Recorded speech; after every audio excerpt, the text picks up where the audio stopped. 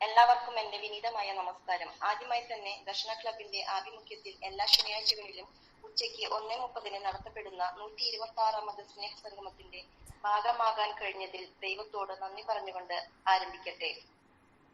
വൈകല്യം ജീവിതത്തിന്റെ അവസാനമല്ല, പുതിയൊരു ജീവിതത്തിന്റെ ആരംഭമാണ്. അതുപോലെ ഒരു അവസരവും. ഒരു തൂവൽ നഷ്ടപ്പെട്ടു എന്ന് കരുതി ഒരു പക്ഷിയും പറക്കാതിരുന്നിട്ടില്ല. അതുപോലെ ജീവിതത്തിൽ ഒരു പരാജയമോ നഷ്ടമോ വൈകല്യമോ വന്നാൽ നാം ഒരിക്കലും തളരാനും പാടില്ല.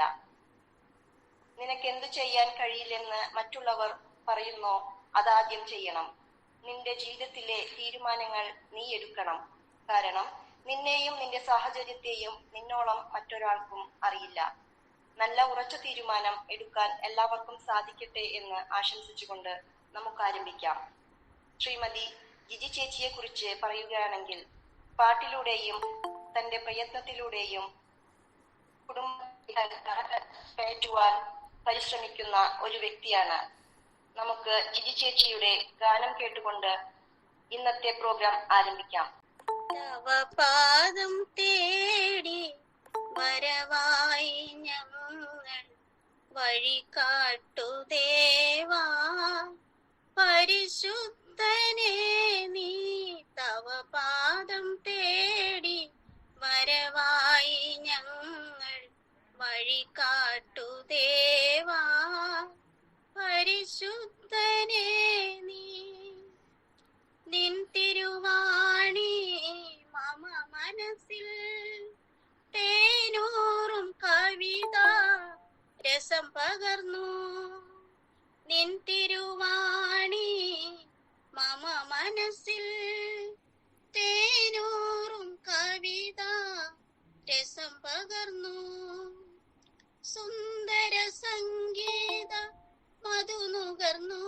സപ്തസ്വരരാഗ സുമമാരി ചാർത്തിടുന്നേ തവ പാദം തേടി വരവായി ഞങ്ങൾ വഴി കാട്ടു ദേവാ, പരിശുദ്ധനെ നീ. അടുത്തതായി സ്വാഗതം പറയുന്നതിനായി സജി വാഗമൺ ചേട്ടനെ ക്ഷണിക്കുന്നു. എല്ലാവർക്കും നമസ്കാരം. ദർശന ക്ലബിന്റെ അഭിമുഖത്തിന്റെ എല്ലാ ശനിയാഴ്ചയും നടത്തി വരാറുള്ള സ്നേഹ സംഗമത്തിലേക്ക് അച്ഛനെ എല്ലാവരും സ്വാഗതം ചെയ്യുന്നു. ഇന്ന് നമ്മുടെ ഈ സംഗമത്തിലെ അധ്യക്ഷനായിട്ട് എത്തിച്ചേർന്നിരിക്കുന്നത് നമ്മുടെ പ്രിയങ്കരനായ നമ്മുടെ സ്ഥിരം സാന്നിധ്യമായ നമ്മുടെ എല്ലാവരുടെയും എല്ലാ കാര്യങ്ങൾക്കും മറുപടി തരുന്ന നമ്മുടെ റവറന്റ് ഫാദർ സോളമൻ കടമ്പാട്ടുപറമ്പിൽ അച്ഛനാണ്. TMI ദർശന പ്രസിഡന്റും ദർശന ക്ലബിന്റെ ഡയറക്ടറുമായ നമ്മുടെ സോളമൻ അച്ഛനാണ്. അച്ഛനെ ഔപചാരികയുടെ ആവശ്യമില്ലെങ്കിൽ പോലും എൻ്റെ ഹൃദയത്തിന്റെ ഭാഷയിലും നമ്മുടെ ക്ലബിന്റെ ഭാഷയിലും പേരിലും ഞാൻ സ്വാഗതം ചെയ്യുകയാണ്. അടുത്തതായിട്ട് സ്വാഗതം ചെയ്യുന്നത് നമ്മുടെ ഇന്നത്തെ സംഗമം ഉദ്ഘാടനം ചെയ്യാനിരിക്കുന്നത് റവറന്റ് ഫാദർ എഡിൻ കുണ്ടുകുളം. അച്ഛനെനിക്ക് സ്പെഷ്യലായിട്ട് കാര്യങ്ങളൊന്നും അറിയില്ല. എന്നിരുന്നാലും അദ്ദേഹത്തിന്റെ വിലപ്പെട്ട നിമിഷങ്ങൾ നമുക്ക് വേണ്ടി ചെലവഴിക്കാൻ മനസ്സ് കാണിച്ച് നമ്മുടെ ഈ പ്രോഗ്രാം ഉദ്ഘാടനം ചെയ്യാമെന്ന് നമുക്ക് അദ്ദേഹത്തിന്റെ വായിൽ നിന്ന് 2 നന്മയുടെ വാക്കുകൾ കേൾക്കാൻ സാധിക്കുമെന്നുള്ള സന്തോഷത്തില് എഡ്വിൻ കുണ്ടുകുളം അച്ഛനെ അദ്ദേഹത്തിന്റെ ഭാഷയിൽ ദർശന ക്ലബിന്റെ ഈ സംഗമത്തിലേക്ക് സ്വാഗതം ചെയ്യുന്നു. അടുത്തത് നമ്മുടെ ഇന്നത്തെ സംഗമത്തിലെ മുഖ്യ അതിഥിയായിട്ട് എത്തിച്ചേർന്നിരിക്കുന്നത് അഡ്വക്കേറ്റ് ഷീബ ജോസഫാണ്. നാളെ എത്തിച്ചേർന്നിട്ടുണ്ടെന്ന് വിചാരിക്കുന്നു. ഈ പറഞ്ഞ പോലെ മേഡത്തിൻ്റെതായ ജോലിത്തിരക്കും കാര്യങ്ങളെല്ലാം മാറ്റിവെച്ച് നമുക്ക് വേണ്ടി ഈ ഒരു ഉച്ചസമയം ചെലവഴിക്കാൻ മനസ്സ് കാണിച്ച മേഡത്തിനും ഈ ഒരു സംഗമത്തിലേക്ക് ഹാർദവമായി സ്വാഗതം ചെയ്യുകയാണ്. കൂടാതെ നമ്മുടെ അവതരണം നടത്തി വരുന്ന സീമ എടത്തുള്ളനും പ്രാർത്ഥന ഗാനം ആലപിച്ച ജിജി ചാലക്കുടിയും റിപ്പോർട്ട് അവതരിപ്പിക്കാൻ നമ്മുടെ സ്ഥിര സാന്നിധ്യമായ ജോസ് കൊരട്ടി ചട്നി, ഈ നമ്മുടെ ഇതിന്റെ PR ആയ PUC ചേട്ടനെയും നന്ദി അർപ്പിക്കാൻ വേണ്ടി എത്തിയിരിക്കുന്ന സിജോ പറവൂറിനെയും ക്ലബിന്റെ പ്രസിഡന്റ് ഷെബിൻ ഖാരി, സെക്രട്ടറി ജോലിന TS, മറ്റ് ഇന്ന് ഈ സംഗമത്തിലേക്ക് എത്തിച്ചേർന്ന എല്ലാവരും ഒരിക്കൽ കൂടി ഞാൻ ഈ സംഗമത്തിലേക്ക് നിറഞ്ഞ മനസ്സോടുകൂടി സ്വാഗതം ചെയ്യുകയാണ്. Thank you. ദർശന ക്ലബിന്റെ മാതൃകാ ദമ്പതികളാണ് ജോസേട്ടനും ലാലി ചേച്ചിയും. നമ്മുടെ മാതാപിതാക്കൾ കൂടിയാണ്. അച്ഛന്റെ സ്നേഹവും വാത്സല്യവും കരുതലും എല്ലാവർക്കും നൽകുന്നു. ദർശന ക്ലബ്ബ് എന്താണെന്നും അതിന്റെ പ്രവർത്തനങ്ങൾ എന്താണെന്നും പരിചയപ്പെടുത്തുന്നതിനും റിപ്പോർട്ട് അവതരിപ്പിക്കുന്നതിനും ശ്രീ ജോസേട്ടൻ കൊരട്ടിയെ ഏറ്റവും സ്നേഹത്തോടെ ഈ വേദിയിലേക്ക് ഞാൻ ക്ഷണിക്കുന്നു. 2012 ഡിസംബർ 10 ദർശന ക്ലബ്ബ് തൃശ്ശൂരിൽ ആരംഭം കുറിച്ചു. തുടർന്ന് 4 വർഷങ്ങൾക്ക് ശേഷം 2022 ജനുവരി 19 ദർശന ക്ലബ്ബ് ദർശൻ സർവീസ് സൊസൈറ്റി എന്ന പേരിൽ രജിസ്റ്റർ ചെയ്യപ്പെടുകയുണ്ടായി. ദർശന ക്ലബ്ബ് ദർശൻ സർവീസ് സൊസൈറ്റിയുടെ ഒരു യൂണിറ്റായി പ്രവർത്തിച്ചു വരുന്നു. ദർശന സർവീസ് സൊസൈറ്റി ഇന്ത്യ മുഴുവൻ മുഖ്യമായും ഭിന്നശേഷിക്കാരുടെ സർവോന്മുഖ പുരോഗതിക്ക് വേണ്ടിയും മറ്റ് പാർശ്വവൽക്കരിക്കപ്പെട്ടവരും അവഗണിക്കപ്പെട്ടവരുമായ വ്യക്തികളുടെ ക്ഷേമ പ്രവർത്തനങ്ങൾക്ക് വേണ്ടിയും പ്രവർത്തിച്ചുകൊണ്ടിരിക്കുന്നു. ക്രിക്കറ്റിന് വേണ്ടി കാഴ്ചപരിമിതരുടെ 3 ടീമുകൾ, പൂർണ്ണ കാഴ്ചപരിമിതരുടെ 2 ഫുട്ബോൾ ടീം, ഭാഗിക കാഴ്ചപരിമിതരുടെ 2 ഫുട്ബോൾ ടീം പ്രവർത്തിച്ചു വരുന്നു. കാഴ്ചപരിമിതരുടെ ശിങ്കാരിമേള ടീം, ഓർക്കസ്ട്ര ടീം, അവരുടെ തന്നെ ഫ്യൂഷൻ ടീം, നാടൻ പാട്ട് എന്നിവ എടുത്തു പറയത്തക്ക ശ്രദ്ധേയമായ പ്രോഗ്രാമുകളാണ്. കൂടാതെ കാഴ്ചപരിമിതർക്കുള്ള ചെസ് ഡ്രാമ ടീമും പ്രവർത്തിച്ചു വരുന്നു. ദർശന സ്വിമ്മിംഗ് ടീം കാഴ്ചപരിമിതർക്കും ചലനപരിമിതർക്കും ഉയരം കുറവുള്ളവർക്കും സ്ത്രീ പുരുഷ ഭേദമന്യേ നീന്തൽ പരിശീലനം നൽകുകയും ജില്ലാ, സംസ്ഥാന, ദേശീയ തലങ്ങളിലേക്ക് മത്സരങ്ങൾക്കായി പ്രാപ്തരാക്കുകയും ചെയ്യുന്നു. ദർശന വീൽചെയർ ബാസ്കറ്റ്ബോൾ ടീം ചലനപരിമിതർക്ക് വേണ്ടി സ്പോർട്സ് വീൽചെയർ ഉപയോഗിച്ചുകൊണ്ട് സ്ത്രീ പുരുഷ ഭേദമന്യേ ബാസ്കറ്റ്ബോൾ പരിശീലിപ്പിക്കുകയും സംസ്ഥാന, ദേശീയ തലങ്ങളിലേക്ക് സജ്ജരാക്കുകയും ചെയ്യുന്നു. ഗ്ലോറിയ ഗ്രൂപ്പ് ചലനപരിമിതർക്ക് പാട്ടുകൾ പാടുന്നതിനും മാനസിക ഉല്ലാസത്തിനും ബുദ്ധി വളർച്ചയ്ക്ക് വേണ്ട കാര്യങ്ങൾ ഈ ഗ്രൂപ്പിലൂടെ നടത്തി വരുന്നു. മത്സരത്തിൽ പങ്കെടുത്ത് വിജയിക്കുന്ന വിജയികൾക്ക് ക്യാഷ് പ്രൈസ് നൽകി വരുന്നു. തിരുഹൃദയ ഗ്രൂപ്പ് ചലനപരിമിതർക്കും കിടപ്പ് രോഗികൾക്കും പ്രാർത്ഥനയിലൂടെ ആശ്വാസം നൽകുന്ന ഗ്രൂപ്പാണ്. പ്രാർത്ഥനയോടൊപ്പം തന്നെ പരസ്പരം വേദനകൾ പങ്കുവയ്ക്കുവാനും സാമ്പത്തികമായി പിന്നോക്കം നിൽക്കുന്നവരെ സഹായിക്കുകയും ചെയ്യുന്ന ഗ്രൂപ്പാണ്. ലിറ്റിൽ ബ്രദറൻ ഗ്രൂപ്പ് ഉയരം കുറഞ്ഞവർക്ക് വേണ്ടിയുള്ള ഒരു ഗ്രൂപ്പാണിത്. ഇതിലൂടെ അവരുടെ മാനസിക ശാരീരിക വേദനകൾ പരസ്പരം പങ്കുവയ്ക്കുവാനും കലാകായിക വിദ്യാഭ്യാസ മേഖലയിൽ ശ്രദ്ധ പതിപ്പിക്കാൻ വേണ്ടിയുള്ള ഗ്രൂപ്പാണ്. മാർഗദർശികളുടെ കൂട്ടായ്മ ദർശന ക്ലബിന്റെ ചാനലിലൂടെ മാർഗദർശികൾ എന്ന അഭിമുഖത്തിൽ പങ്കെടുത്ത വ്യക്തികളുടെ കൂട്ടായ്മയാണ്. ഈ അഭിമുഖത്തിൽ കാഴ്ചപരിമിതരും ചലനപരിമിതരും ഉയരം കുറഞ്ഞവരുമായിട്ടുള്ള 436 വ്യക്തികൾ പങ്കെടുക്കുകയുണ്ടായി. അവർ ലേഡി ഓഫ് സോറസ് വിധവകളായി വീട്ടിൽ കഴിയുന്ന വ്യക്തികളുടെ കൂട്ടായ്മയാണ് വ്യാകുല മാതാവിന്റെ കൂട്ടായ്മ. ഈ കൂട്ടായ്മയിലൂടെ അവരുടെ മാനസിക ശാരീരിക വിഷമതകൾ പങ്കുവയ്ക്കുവാനും പ്രാർത്ഥനയിലൂടെ ദൈവാനുഗ്രഹം പ്രാപിക്കുന്നതിനും ധൈര്യം സംഭരിക്കുന്നതിനും പ്രവർത്തിച്ചു വരുന്നു. അതുപോലെ തന്നെ സാമ്പത്തികമായി പിന്നോക്കം നിൽക്കുന്ന വ്യക്തികൾക്ക് അവരുടെ മക്കൾക്കും വിദ്യാഭ്യാസത്തിന് വേണ്ട സാമ്പത്തികമായ സഹായം നൽകുന്നതിനും ഈ ഗ്രൂപ്പിലുള്ളവർ തയ്യാറാകുന്നു. ഏദൻ ഗ്രൂപ്പ് മക്കളില്ലാത്ത ദമ്പതികളുടെ കൂട്ടായ്മയാണ് ഏദൻ ഗ്രൂപ്പ്. മക്കളില്ലാത്തതിന്റെ വിഷമം മൂലം വേദന അനുഭവിക്കുകയും തിരസ്കരണം നേടുകയും ചെയ്യുന്ന ദമ്പതികൾ ഒത്തൊരുമിച്ച് പരസ്പരം വിഷമതകൾ പങ്കുവയ്ക്കുവാനും സാമൂഹിക പ്രവർത്തനങ്ങളിലൂടെ കർമ്മനിരതരാകാനും ഈ ഗ്രൂപ്പിലുള്ളവർ തയ്യാറാകുന്നു. ദർശന യൂട്യൂബ് ചാനൽ 2020 ഏപ്രിൽ മാസത്തിൽ ആരംഭിച്ച ദർശന ക്ലബ്ബ് യൂട്യൂബ് ചാനൽ ഭിന്നശേഷിക്കാരുടെ അഭിമാനമായി ചാനലായി മാറിക്കഴിഞ്ഞിരിക്കുന്നു. 7000-ൽ പരം സബ്സ്ക്രൈബേഴ്സ് ഇതിലുണ്ട്. ദർശന ക്ലബിന്റെ യൂട്യൂബ് ചാനലിലൂടെ ഭിന്നശേഷിക്കാരുടെ കലാവാസനകൾ പ്രകടമാക്കുന്നതിനും കനവെന്ന പ്രോഗ്രാം, ആത്മീയമായ ഉന്നമനത്തിന് വേണ്ട ക്ലാസുകൾ, സമകാലിക വാർത്തകൾ, സ്നേഹസംഗമം തുടങ്ങി നിരവധിയായ പ്രവർത്തനങ്ങൾ യൂട്യൂബ് ചാനലിലൂടെ നടത്തി വരുന്നു. പഠനക്കളരി കമ്പ്യൂട്ടർ പഠിക്കുന്നതിനുവേണ്ടി റീടേക്ക് എന്ന വാട്സപ്പ് ഗ്രൂപ്പും ഇന്നത്തെ ആധുനികതയിൽ കണക്കിനെ പറ്റി അറിയുന്നതിന് കണക്കറിവ് എന്ന വാട്സപ്പ് ഗ്രൂപ്പും PSC പഠിക്കുന്നതിനുള്ള സൗകര്യങ്ങളും ചെയ്തു വരുന്നു. കൂടാതെ വർഷത്തിലൊരിക്കൽ ഇരിങ്ങാലക്കുട ക്രൈസ്റ്റ് കോളേജിൽ വെച്ച് എല്ലാ വിഭാഗത്തിൽപ്പെട്ട ഭിന്നശേഷിക്കാർക്ക് വേണ്ടി അത്ലറ്റ് വീൽചെയർ വിഭാഗത്തിൽപ്പെട്ടവർക്ക് വടംവലി മത്സരവും നടത്തി വരുന്നു. ഭിന്നശേഷിക്കാർക്ക് വേണ്ടി വിനോദയാത്രകളും ഉപജീവനാർത്ഥം സ്വയംതൊഴിലിന് വേണ്ടി പരിശീലനങ്ങളും അവസരങ്ങളും സജ്ജമാക്കുന്നു. ദർശനങ്ങളുടെ പ്രവർത്തനങ്ങൾക്ക് സാമ്പത്തികമായി സഹായിക്കുന്നതിന് സുമനസ്സുകളായ വ്യക്തികളുടെ ദർശന സർവീസ് സൊസൈറ്റി ദർശന എന്ന ഫ്രണ്ട്സ് ഗ്രൂപ്പും പ്രവർത്തിച്ചു വരുന്നു. ദർശനയുടെ പ്രവർത്തനങ്ങൾക്ക് ന്യൂനതവും ക്രിയാത്മകവുമായി ചിന്തകൾ പങ്കുവയ്ക്കുവാനും ഊർജ്ജസ്വലമായി പ്രവർത്തിക്കുന്നതിന് വേണ്ടി ഒരു ഉപദേശ സമിതിയും പ്രവർത്തിച്ചു വരുന്നു. സ്നേഹസംഗമം എല്ലാ ശനിയാഴ്ചകളിലും ഉച്ചയ്ക്ക് 1:30 ദർശന ക്ലബ്ബ് ഓൺലൈനിലൂടെ സ്നേഹസംഗമം കൂട്ടായ്മ നടത്തി വരുന്നു. 60-ൽ പരം വ്യക്തികൾ ഗൂഗിൾ മീറ്റിംഗിലൂടെ നടത്തപ്പെടുന്ന ഈ സ്നേഹസംഗമത്തിൽ പങ്കെടുക്കുന്നു.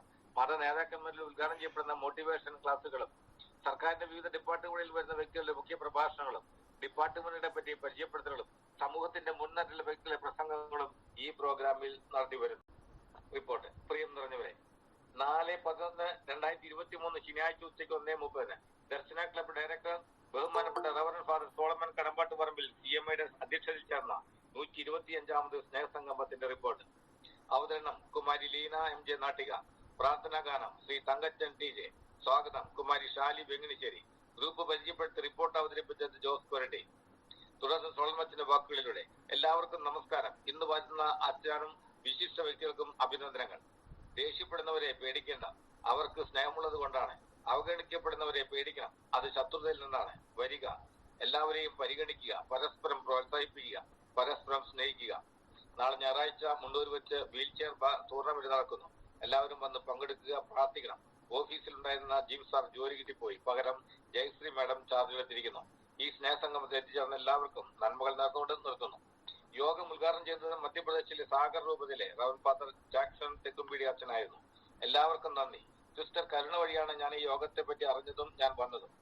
ഞാൻ മിഷനിലാണ് വർക്ക് ചെയ്യുന്നത്. കേൾക്കാൻ സമയമുണ്ടാക്കുക. നരമുള്ളവർക്ക് സാന്നിധ്യം ആകട്ടെ. പുതിയ വർഷത്തിലേക്ക് കടക്കാൻ പോകുന്ന മാസത്തിൽ പുതിയ ഉണർവും ഉന്മേഷവും പകരട്ടെ. എല്ലാവർക്കും നന്മകൾ നേർന്നുകൊണ്ട് യോഗം ഉദ്ഘാടനം ചെയ്യുന്നു. മുഖ്യ അതിഥിയായി എത്തിച്ചേർന്ന തൃശൂർ അമല മെഡിക്കൽ ഇൻസ്റ്റിറ്റ്യൂട്ടിലെ കമ്മ്യൂണിറ്റി മെഡിസിൻ വിഭാഗം ഡോക്ടർ ടീനോ അവർകളായിരുന്നു. ഡോക്ടർ വളരെ മനോഹരമായ വിധത്തിൽ ക്യാൻസർ രോഗത്തിന്റെ ക്ലാസ് സംഘടിപ്പിക്കുകയുണ്ടായി. അറിയാത്തവർക്ക് അറിവിന്റെ നിർവ്വടമായിരുന്നു. ക്ലാസ് ഇനിയും ഇതുപോലെ വേണമെന്ന് പറയുകയും പലരും സംശയങ്ങൾ ചോദിക്കുകയും ഉചിതമായ മറുപടിയും തന്നു. ആർക്കും ഈ രോഗം ഉണ്ടാകാതിരിക്കാൻ പ്രാർത്ഥിക്കുന്നു. എല്ലാവർക്കും ആശംസകൾ നേർന്നുകൊണ്ട് നിർത്തുന്നു. യോഗ അവസാനം ശ്രീമതി സിന്ധുമോൾ തോപ്രാൻ കൂടി നന്ദി പറഞ്ഞ് യോഗം അവസാനിപ്പിച്ചു. തുടർന്ന് പ്രശ്നോത്തരി മത്സരം നടന്നു.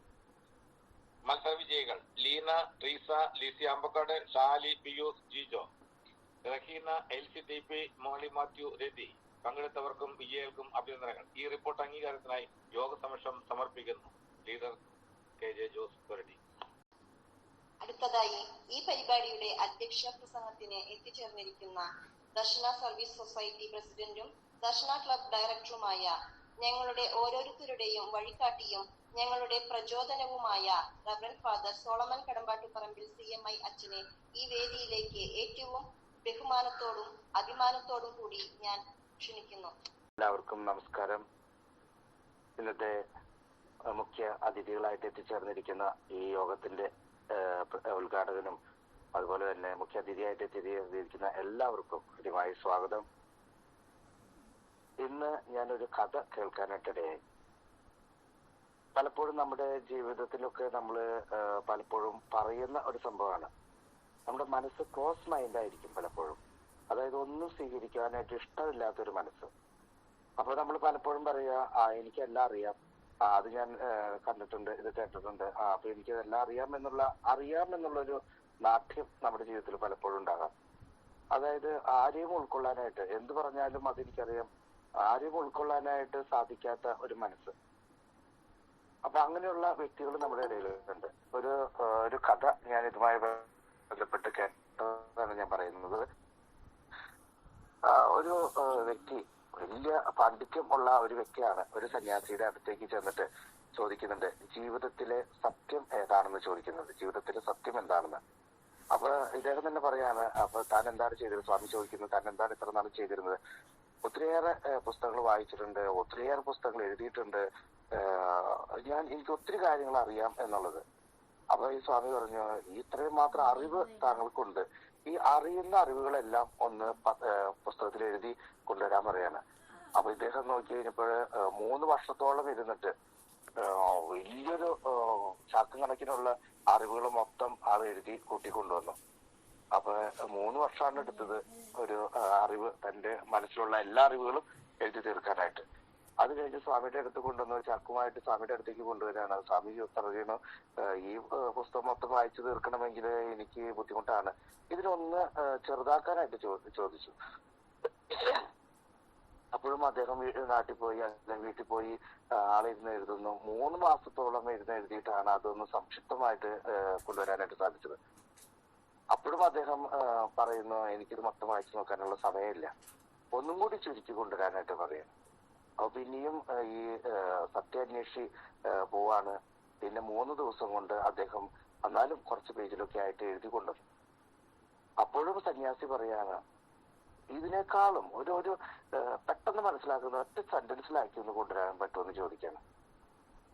കുറച്ചു നേരത്തേക്ക് ഈ സത്യാന്വേഷി മാറി നിന്ന് കുറച്ചു നേരം ഒന്ന് ധ്യാനിച്ചതിന് ശേഷം വെറുതെ ഒരു വെള്ള പേപ്പർ കൊണ്ടുവന്ന് അദ്ദേഹത്തിന് മുമ്പിലേക്ക് ഇട്ട് കൊടുത്തു.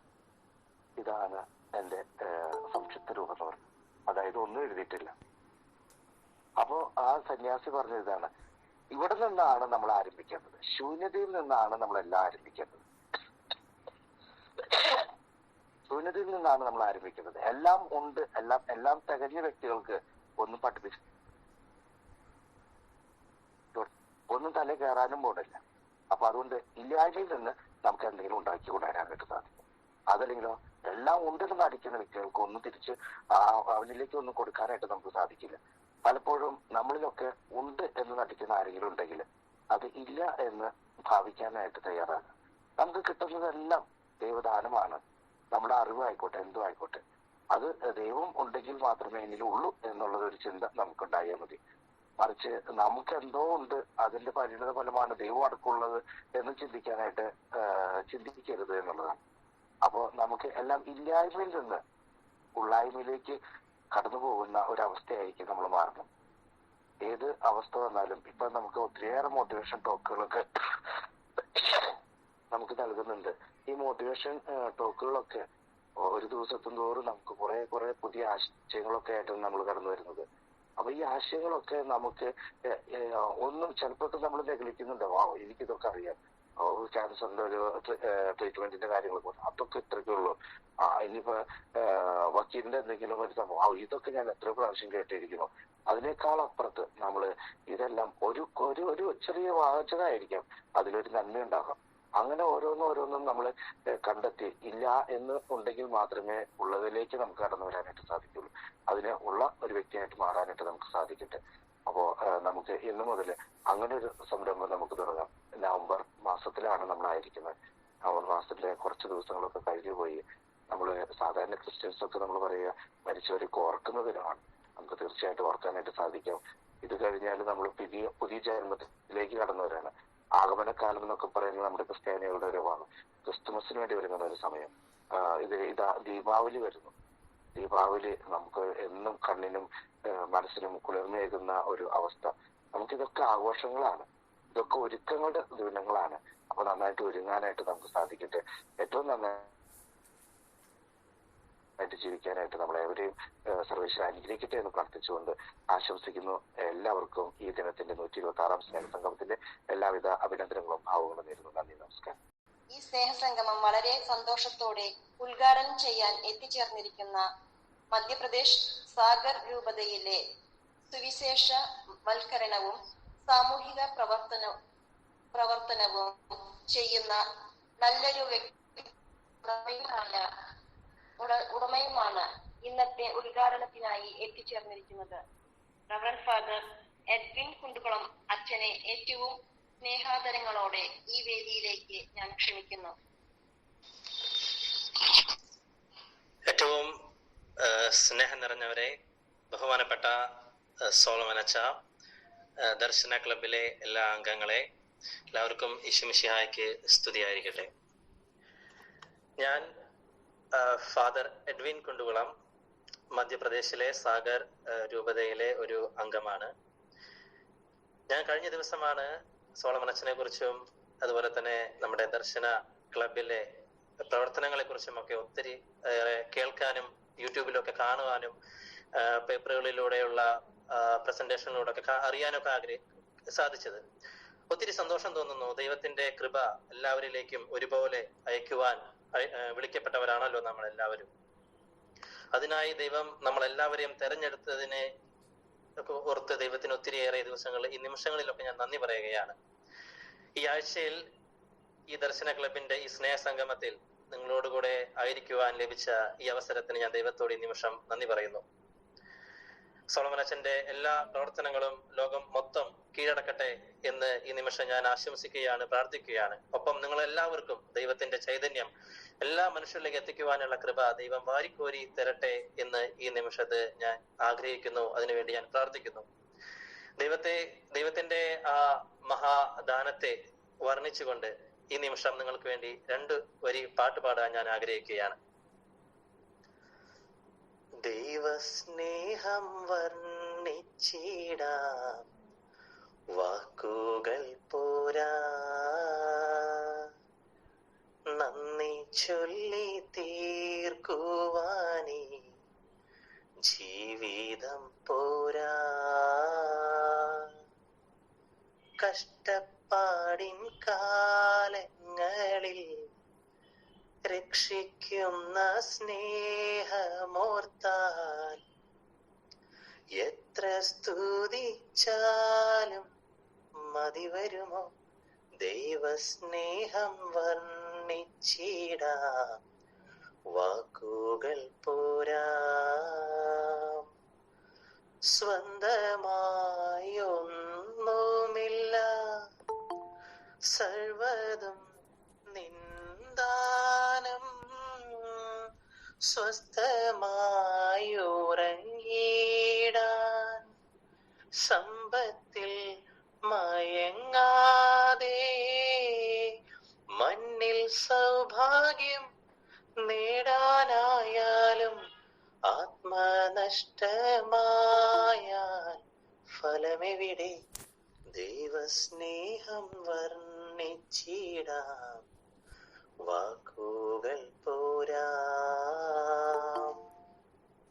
സ്നേഹമുള്ളവരെ, ദൈവത്തിന്റെ ആ വിശിഷ്ട സ്നേഹത്തിൽ ആശ്രയിച്ച് ദൈവപരിപാലനയിൽ മതിമറന്ന് ജീവിക്കുവാനുള്ള കൃപ ദൈവം നിങ്ങൾക്ക് എല്ലാവർക്കും നൽകട്ടെ. ഈ ആഴ്ചയിലെ ഈ പ്രോഗ്രാം ഔദ്യോഗികമായി ഉദ്ഘാടനം ചെയ്തതായി ഈ നിമിഷം നിങ്ങളെ എല്ലാവരെയും ഞാൻ അറിയിക്കുകയാണ്. ഒപ്പം തന്നെ ജപമാല മാസത്തിലെ ആ മത്സര വിജയികളെ ഈ നിമിഷം നിങ്ങളുടെ മുന്നിൽ ഞാൻ അവതരിപ്പിക്കുകയാണ്. 3ാം സമ്മാനം കരസ്ഥമാക്കിയത് മോളി മാത്യു. 2ാം സമ്മാനം കരസ്ഥമാക്കിയത് LC പുത്തൻവേലിക്കര. 1ാം സമ്മാനം കരസ്ഥമാക്കിയത് ജയ്സൺ കൊരട്ടി.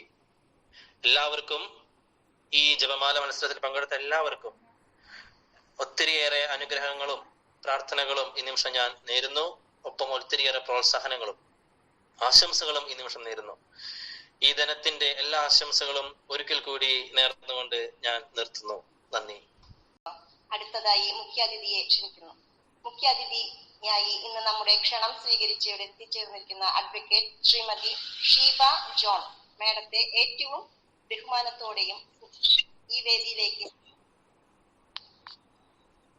പ്രിയപ്പെട്ടവരെ, ഇന്ന് ഈ കൂട്ടായ്മയിലേക്ക് എന്നെ സ്വാഗതം ചെയ്ത, പ്രത്യേകം ക്ഷണിച്ചു വരുത്തിയ ഇതിന്റെ ദർശന ക്ലബിന്റെ സോളമനച്ചനും, പിന്നെ ഇപ്പോ സംസാരിച്ച എഡ്മിനച്ചനും, ബാക്കി ഇതിലത്തെ എല്ലാ ദർശന ക്ലബിലെ എല്ലാ കുടുംബാംഗങ്ങൾക്കും ഞാൻ ആദ്യമായി എന്റെ നന്ദി ആശംസകൾ അറിയിക്കുന്നു.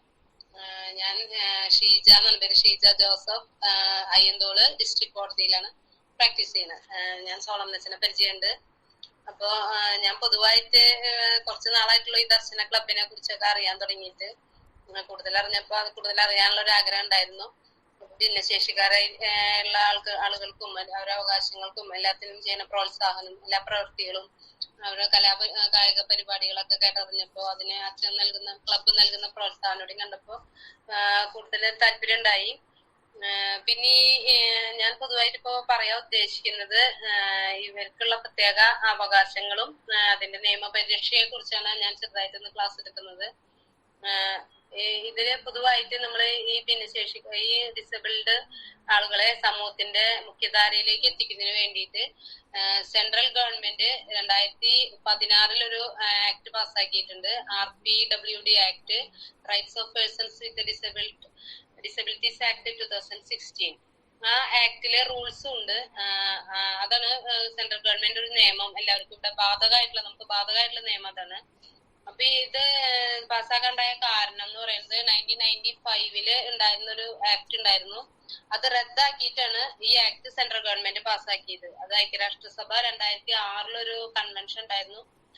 ഈ ഡിസേബിൾഡ് ആയിട്ടുള്ള ആളുകളുടെ പ്രൊട്ടക്ട് ചെയ്യാനുള്ള നിയമങ്ങളെ കുറിച്ചൊരു അന്താരാഷ്ട്ര ലെവലിൽ തന്നെ ഒരു ചർച്ച ഉണ്ടായിരുന്നു. അതിന്റെ ഭാഗമായിട്ടാണ് 2016 പാർലമെന്റ് ബില്ല് പാസ്സാക്കിയിട്ട് നിയമമായി തീർന്നത്. അപ്പൊ അതിന്റെ പ്രധാനമായിട്ടുള്ള കാര്യങ്ങൾ എന്ന് വെച്ചാൽ മെയിൻ ആയിട്ട് വരുന്നത് അതില് നമുക്ക് എല്ലാ സാമൂഹ്യനീതി വകുപ്പിന്റെ കീഴിലാണ് നമ്മുടെ ഗവൺമെന്റില് ഈ പദ്ധതികളൊക്കെ ക്ഷേമ കാര്യങ്ങളൊക്കെ പ്ലാൻ ചെയ്യുന്നതും അവർ നടപ്പിലാക്കി വരുത്തുന്നതും. അതിലെന്തെങ്കിലും നമുക്ക് വയലേഷൻ ഉണ്ടായ ഡിസേബിൾഡ് ആയിട്ടുള്ള ആൾക്കാർക്ക് എന്തെങ്കിലും വയലേഷൻ ഉണ്ടായാൽ നമുക്ക് എന്ത് നിയമ പരിരക്ഷയാണ് ലഭിക്കുക, നമ്മൾ ആരെയാണ് സമീപിക്കേണ്ടത്, അതൊക്കെയാണ് ഈ ആക്ടിൽ പറഞ്ഞിരിക്കുന്നത്. അത് മെയിൻ ആയിട്ട് അതിന് മെയിൻ 40% 40% ഇതുള്ളത് ഡിസബിലിറ്റി ഉള്ള ആളോ അതിന് മുകളിലുള്ളവർക്കാണ് ഈ നിയമത്തിന് പരിരക്ഷ കിട്ടുന്നത്. ഈ നിയമം ഇതില് നമ്മൾ എന്ത് പരാതി ഉണ്ടെങ്കിലും ഒക്കെ നമുക്ക് എന്തിനു സമീപിക്കേണ്ടത്, ആദ്യം നമ്മൾ സാമൂഹ്യനീതി വകുപ്പിനെയാണ് സമീപിക്കേണ്ടത്.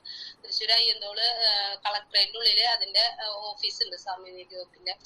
അതിന് ചാർജ് ഇംപ്ലിമെന്റ് ചെയ്യുന്നത്, ഇതിലത്തെ പരിപാടികളൊക്കെ ഇംപ്ലിമെന്റ് ചെയ്യുന്ന ഓഫീസർ അവിടുത്തെ മെയിൻ ഓഫീസർ ഇതിന്റെ ഓഫീസറാണ്.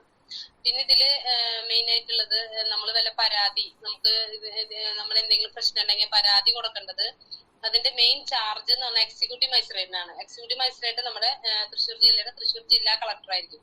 അപ്പൊ നമുക്ക് ആ ജില്ലാ കളക്ടർ അവിടെ നമുക്ക് പരാതി കൊടുക്കാം. കളക്ടർ അത് വേണ്ട വിധ പരാതി കേട്ട് അത് അതിൻ്റെതായ പോലീസിലേക്ക് റെഫർ ചെയ്യാനോ അത് സ്റ്റേഷനിലേക്കോ അതിന്റെ തത്തുല്യമായിട്ടുള്ള മറ്റുള്ള സംവിധാനങ്ങളിലേക്ക് കളക്ടർ അത് റെഫർ ചെയ്തിട്ട് അതിന് വേണ്ട എല്ലാ കാര്യങ്ങളും ചെയ്തു തരും. പിന്നെ മെയിൻ ആയിട്ട് സ്ത്രീകൾക്കും കുട്ടികൾക്കും പിന്നെ ഈ ആക്ടില് 2016 ആക്ടില് മെയിൻ ആയിട്ട് അന്ന് ആക്ടിൽ പറഞ്ഞിരുന്നത് ഇവർക്കായിട്ട് സ്പെഷ്യൽ കോടതികൾ രൂപീകരിക്കാൻ പറഞ്ഞിട്ടുണ്ടായിരുന്നു. പക്ഷെ നമ്മുടെ നാട്ടിലൊന്നും അതിന്റെ സ്പെഷ്യൽ കോടതികൾ വന്നിട്ടില്ല. നമുക്ക് ഇപ്പൊ പറയാം, സ്ത്രീകൾക്കും കുട്ടികൾക്കെതിരെ പോക്സോ കോടതികളുണ്ട്, അവർക്ക് എല്ലാ അതിക്രമങ്ങളും ഉണ്ടായ പോക്സോ കോടതികളുണ്ട്. അപ്പൊ മാനസിക വൈകല്യമുള്ള കുട്ടികളെ പീഡിപ്പിച്ചു എന്നൊക്കെ നമ്മൾ പത്രത്തിൽ വാർത്ത കണ്ടിട്ടുണ്ട്. അപ്പൊ അങ്ങനത്തെ കേസുകളൊക്കെ ഇപ്പൊ സ്പീഡി ഡിസ്പോസലാണ്. അപ്പൊ തന്നെ അത് പോലീസ് കേസ് എടുത്ത് അത് പോക്സോ കോടതിയിലേക്ക് റെഫർ ചെയ്ത് പെട്ടെന്ന് അതിന്റെ വിചാരണ പൂർത്തിയാക്കിയിട്ട് നടപടി ഉണ്ടാക്കും. പിന്നെ ഡിസബിലിറ്റി ആയിട്ടൊരു കോടതി ഇതുവരെ ഇവിടെ ഉണ്ടാക്കിയിട്ടില്ല. ഇപ്പൊ തൃശ്ശൂർ തന്നെ അയ്യന്തോള് നമ്മുടെ SC/ST ആക്ട് പ്രകാരം ഉള്ള കേസുകൾ കൈകാര്യം ചെയ്യാനായിട്ട് ഒരു കോടതി പുതിയതായിട്ട് ഉണ്ടാക്കിയിട്ടുണ്ട്. അതുപോലെ കാലാന്തരത്തില് ഡിസബിലിറ്റിനായിട്ടൊരു കോർട്ട് എല്ലാ ജില്ലകളിലും ഉണ്ടാക്കുന്ന നമുക്ക് പ്രതീക്ഷിക്കാം. അപ്പൊ കൂടുതൽ സ്പീഡി ആയിട്ടുള്ള നിയമ നടപടികൾ ഉണ്ടാവും.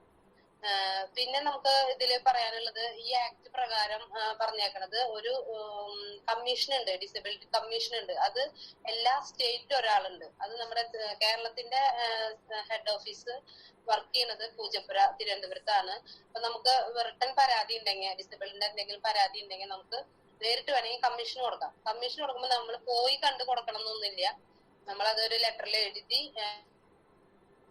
മതി, ആളത് പരിഹാരം കാണും. നമ്മളെ വിളിച്ച് നമ്മുടെ കാര്യങ്ങളൊക്കെ അന്വേഷിച്ച് അത് അതിന്റെ റൂട്ടിൽ ഏതിപ്പോ പോലീസ് സ്റ്റേഷനിൽ ഇടപെടേണ്ട കേസാണെങ്കിൽ പോലീസ് ഇടപെടേണ്ട കേസാണെങ്കിൽ അതിലേക്ക് റെഫർ ചെയ്യും. അങ്ങനെയുള്ള സൗകര്യം ഉണ്ട്.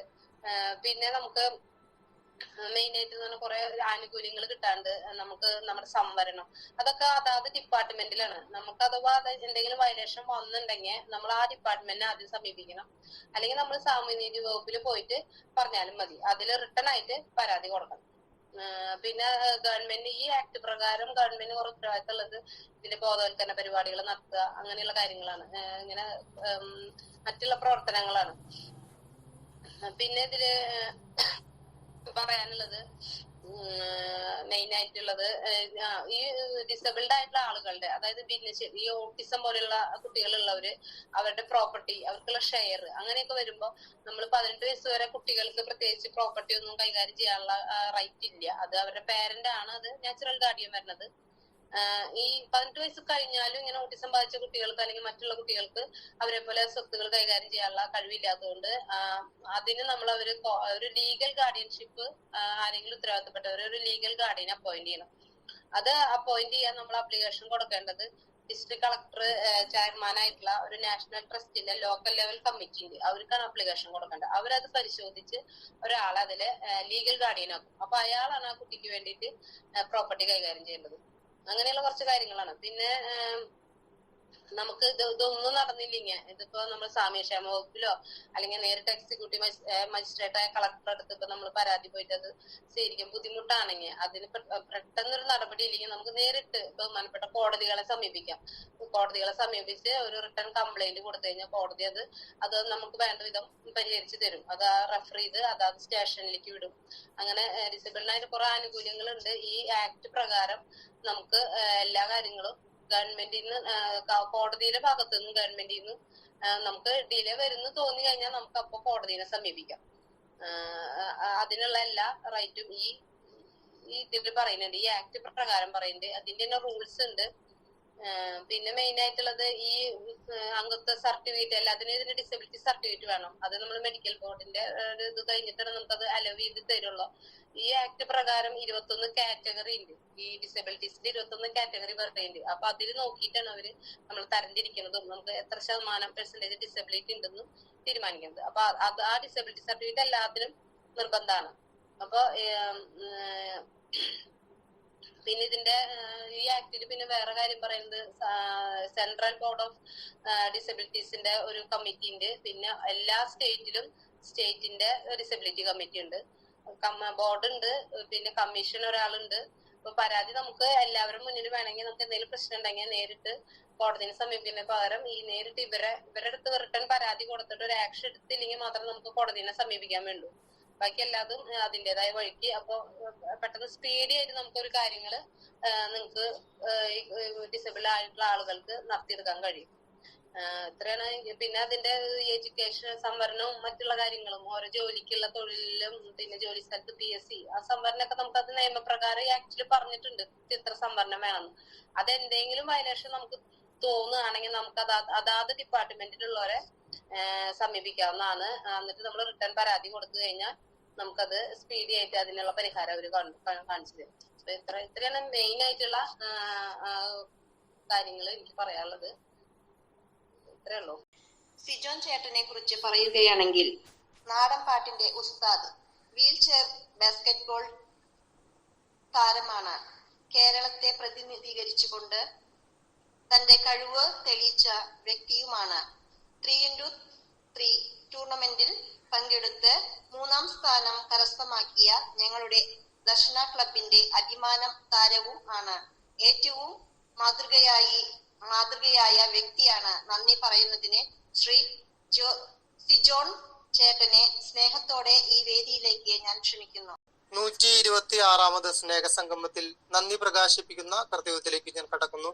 ആദ്യമായി അധ്യക്ഷനും ദർശന ക്ലബ് ഡയറക്ടറും ദർശന സർവീസ് സൊസൈറ്റി പ്രസിഡന്റുമായ നമ്മുടെ എല്ലാമായ റവറൻ ഫാദർ സോളമൻ കടമ്പാട്ടുപറമ്പിൽ അച്ഛനെ ഏറ്റവും സ്നേഹത്തോടു കൂടി നന്ദി അർപ്പിക്കുന്നു. അടുത്തതായി ഉദ്ഘാടകൻ മധ്യപ്രദേശ് സാഗർ രൂപതയിൽ സേവനമനുഷ്ഠിക്കുന്ന റവറൻ ഫാദർ എഡ്വിൻ കുണ്ടുകുളമാണ്. അച്ഛനെ ഏറ്റവും സ്നേഹത്തോടെ ഇവിടെ കൂടിയിരിക്കുന്ന എല്ലാവരുടെ പേരിലും ദർശനയുടെ പേരിലും ഉള്ള നന്ദി ഏറ്റവും സ്നേഹത്തോടെ അറിയിക്കുന്നു. അടുത്തതായി മുഖ്യ അതിഥിയായി നമ്മുടെ ഈ പ്രോഗ്രാമിൽ നിന്ന് വന്ന അഡ്വക്കേറ്റ് ഷീബ ജോസഫാണ്. കുറേയധികം നേരം നമ്മുടെ സംശയങ്ങളെ കുറിച്ചും അതിനുള്ള മറുപടിയും എല്ലാം തന്ന വിലപ്പെട്ട സമയം നമ്മൾക്ക് വേണ്ടി ചെലവഴിച്ച മേഡത്തിന് ഏറ്റവും സ്നേഹത്തോടു കൂടി എന്റെ വ്യക്തിപരമായ പേരിലും ദർശന ക്ലബിന്റെ പേരിലുള്ള നന്ദി അറിയിക്കുന്നു. അടുത്തതായി ദർശന ക്ലബ് പ്രസിഡന്റ് ഷിബിൻ ഹാരി, ദർശന ക്ലബ് സെക്രട്ടറി ജ്വലന TS, PRO Shri Pius KP, report അവതരിപ്പിച്ച ശ്രീ ജോസ് കൊരട്ടി, പ്രാർത്ഥനാഗാനം ആലപിച്ച ജിജി ചാലക്കുടി,